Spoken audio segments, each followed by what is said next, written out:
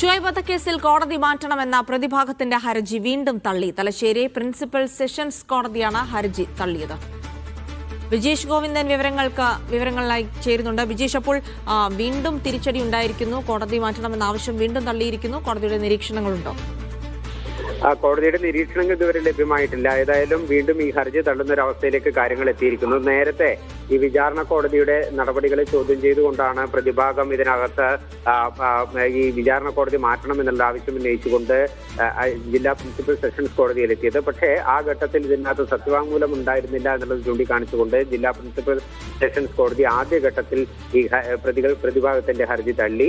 അത് കഴിഞ്ഞ് വീണ്ടും സത്യവാങ്മൂലം ഉൾപ്പെടുത്തിക്കൊണ്ട് നൽകിയ ഹർജിയാണ് അതിന്റെ വാദം പൂർത്തിയായ ശേഷം വീണ്ടും ജില്ലാ പ്രിൻസിപ്പൽ സെഷൻസ് കോടതി തള്ളിയിരിക്കുന്നത്. നേരത്തെ ഇതിനകത്ത് പ്രോസിക്യൂഷൻ ഉന്നയിച്ചൊരു പ്രധാന കാര്യം ഇത്തരത്തിൽ കോടതി വിചാരണ നടപടികൾ ഈ അഡീഷണൽ സെഷൻസ് കോടതി 3-ൽ നിന്ന് മാറ്റണമെന്ന പ്രതിഭാഗത്തിന്റെ ആവശ്യം വിചാരണ നടപടികൾ അനിശ്ചിതമായി നീട്ടിക്കൊണ്ടുപോകാനാണ് എന്നുള്ളതായിരുന്നു പ്രോസിക്യൂഷൻ ചൂണ്ടിക്കാണിച്ചത്.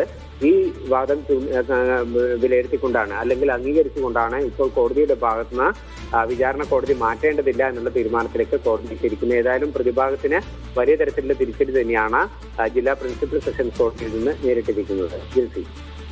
വിജേഷ് ഗോവിന്ദനാണ് വിവരങ്ങൾ നൽകിയത്.